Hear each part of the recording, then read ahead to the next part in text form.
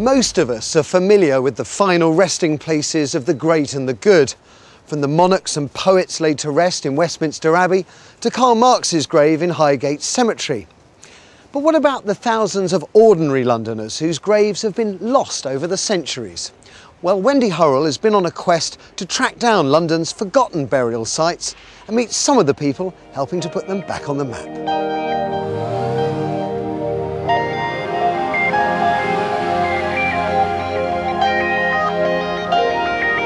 We all know how hectic life in the capital can be. Many of us are too busy rushing around to properly appreciate our surroundings. But in the bustle of modern living, its history is often hidden. The streets we walk down every day can sometimes tell us more than we think. This is City Road, just off the Old Street roundabout. Morning, Adrian, how are you? Morning, Wendy. I hope you've got your walking boots. I have indeed. I'm taking a local tour with archaeologist Adrian Miles. He spent the last 20 years excavating and mapping some of our city's forgotten burial grounds. You've got Romans, medieval, post-medieval burial grounds. You can walk past 2 or 3 just walking around the city without even realising it. Many of the older burial sites across the capital have disappeared. Even famous ones like this at Bunhill Fields have been encroached upon over the years. So who's actually buried here? Well, there are a lot of famous people here. I mean, you've got William Blake, Daniel Defoe. You had to be reasonably wealthy to have a tomb or a monument or a headstone.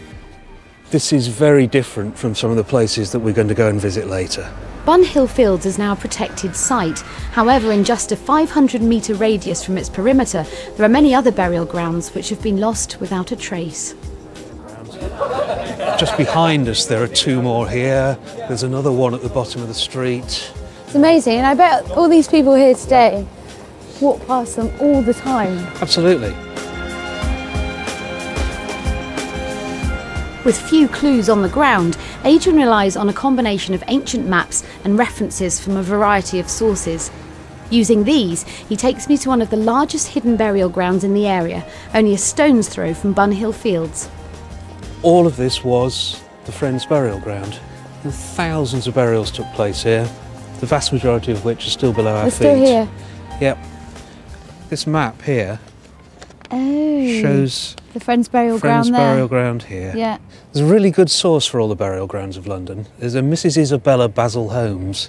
She was part of the Metropolitan Public Gardens Association, and in 1894 she started a survey commissioned by London County Council to identify all the burial grounds in London. We've taken her maps and then overlaid those on the current street plan. Yes. There's Bunhill Fields where we started. We're now here. The maps drawn by Mrs. Basil Holmes have been remarkably accurate in their location of hidden burial grounds, as graveyard historian and author Robert Bard has discovered. She actually located about 500 burial grounds in and around London that would probably have been lost for eternity if she hadn't actually gone and seen them herself. Is that what she did then? So she actually sort of went out with a notepad? But yes. These weren't nice areas of London, were they?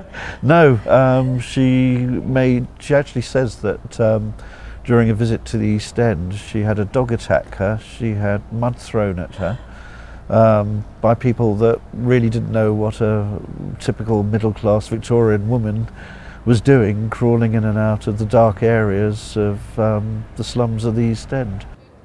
A large number of the burial grounds Mrs. Basil Holmes recorded were for the city's poor. Only a short walk from our last stop is one such location. So this is the poor ground for St Giles Cripplegate. This is where the ordinary people are buried. There are literally thousands of burials beneath our feet. So why have all these burial sites disappeared? The Victorians felt that it was bad smells and bad air that were causing cholera and typhoid, and one of the things they identified as causing bad smells were the burial grounds. The outcome of this was the 1853 Metropolitan Burial Act, which is when you start getting the out-of-town cemeteries. Oh, of course, yeah, Highgate, Nunhead, the exactly. ones we know better, perhaps. Yes. So what is your fascination with these forgotten burial sites? It's where the ordinary people are buried. So much of history and even archaeology is based around kings and queens and famous people, and the ordinary people just get lost. It's fascinating. I wonder if the people in these flats know that they're actually looking onto an ancient burial ground. I'd be very surprised if they did. On my last part of the tour, Adrian takes me to the Wesley Chapel on City Road, where urban development has given a sympathetic nod to a sacred space. Well, you come into the cemetery at the back, you've got the tombs, but what we want to show here... Oh yeah! So you've got this huge glassy office block, and yet, look, over here, they've paved right up to it, and they've just left this here. Well, at least these tombs have been preserved, I suppose.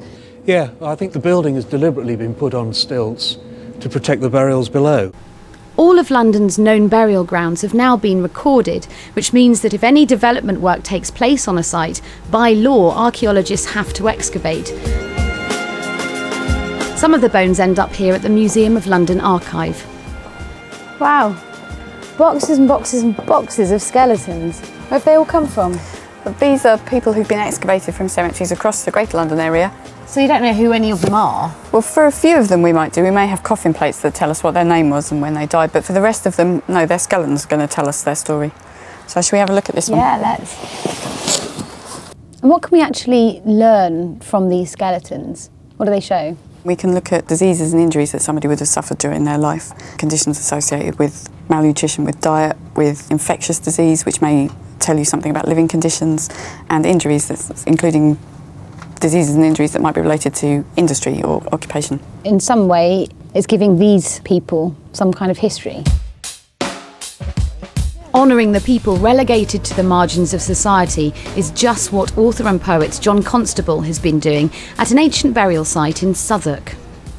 The graveyard is first mentioned in 1600 by John Stowe, and he talks about it as a single women's burial ground.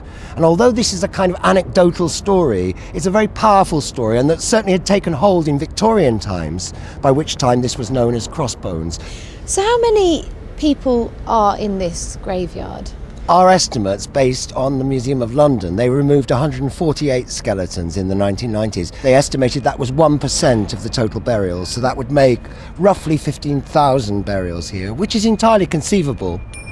The site has become a focal point of remembrance for John and a group known as the Friends of Crossbones. Every 23rd of the month, they gather to remember the outcast dead. So we're going to light our candles and stand for 1 minute of silence.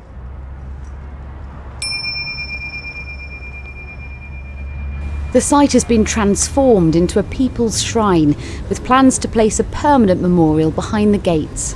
Just a very simple garden of remembrance, somewhere for people to come and sit, be quiet, reflect. You just get a very good feeling about something good being done to honour a very important place, a forgotten place, neglected place, a despised place even. V has been drawn to Crossbones because of its association with the prostitutes of the past. I work in the adult industry, the sex industry. There are over like 15,000 people buried here, no headstone, no proper burial, and a majority of them were prostitutes. It's magical, it's spiritual, and I just hope that more people come and recognise the value of this place. It's fantastic. Perhaps if there was a permanent memorial here at Red Cross Way, then future generations could remember the ordinary Londoners. Certainly Crossbones is emblematic of the vast number of burial grounds lost to London's insatiable need for change and development.